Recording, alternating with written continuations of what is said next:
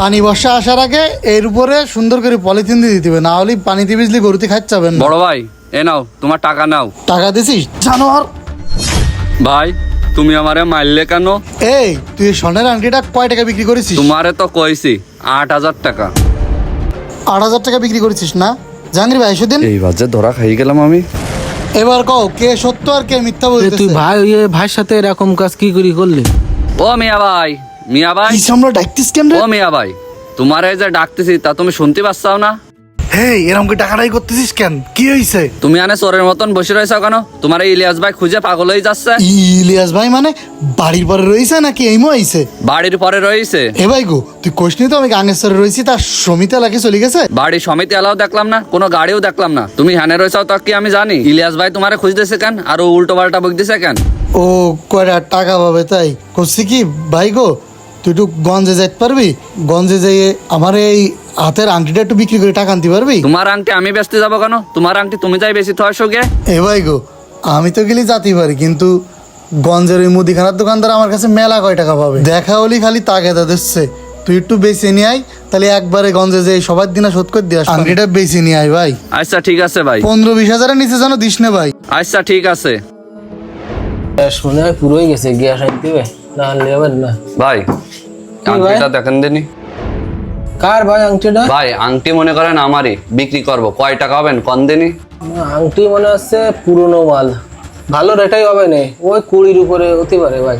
ভাই তাহলে একটু ওজন করে দেখেন কয় টাকা দাম হতে পারে। হ্যাঁ ভাই দেখতেছি। দেখেন ভাই।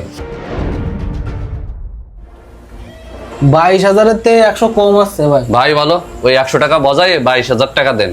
পরে আবার এই আংটি নিয়ে ঝামেলা হবেন না তো? আপনার আংটি তো। হ্যাঁ ভাই, আমরা কি বাইরের এলাকার লোক নাকি? আমাকে চেনেন না আপনি? এত ভয় পাচ্ছেন কেন আপনি?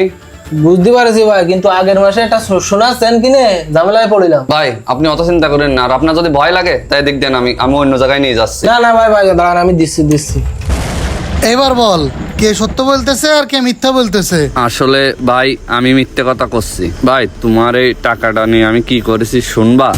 ইস আজকে কি কুফা লাগলে 14,000 টাকা ভরলাম, তার মোটে 300 টাকা আছে। ইস আজকে টাকা বললাম সব লস গেল। কি করবা না আমি? বড় ভাইরে আজকে আমি কি বুঝ দিবা না আমি? ভাই তো আমার সাথে বকাবকি করবে না। ভাই মনে করিলাম জুয়ো খেলে লাভ হলি লাভের টাকাটা রাখি দেবো আর তোমার টাকাটা দিয়ে দেবো, তা সব শেষ হয়ে গেছে। আরে অবশেষে 300 টাকা ছিল তাও খাই গেল।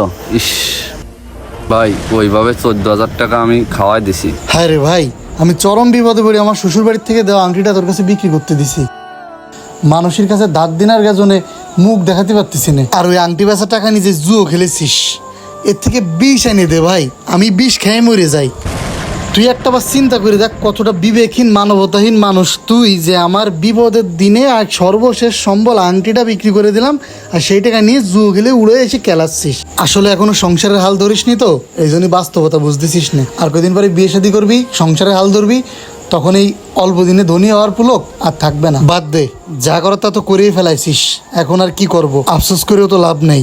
আর জাহাঙ্গীর ভাই তোমারে আমি অবিশ্বাস করেছি, তুমি ভাই কিছু মনে করে না। আসলে ভাই তোর পরিস্থিতি আমি বুঝতে পারছি। এই অল্প বয়সে পোলাপান গুলো কেন যে এত টাকা নষ্ট করে জুয়োর পেছনে খেলা করে, হাজার হাজার পরিবার এরকম ধ্বংস হয়ে গেল জুয়োর পেছনে টাকা উড়িয়ে। হ্যাঁ রে ভাই, আর কি কব, এই অনলাইনে জুয়ো খেলে পোলাপান সব ধ্বংস হয়ে যাচ্ছে। এ ঠেকানোর মতো কি দেশে আইন কানুন প্রশাসন কিছুই নেই?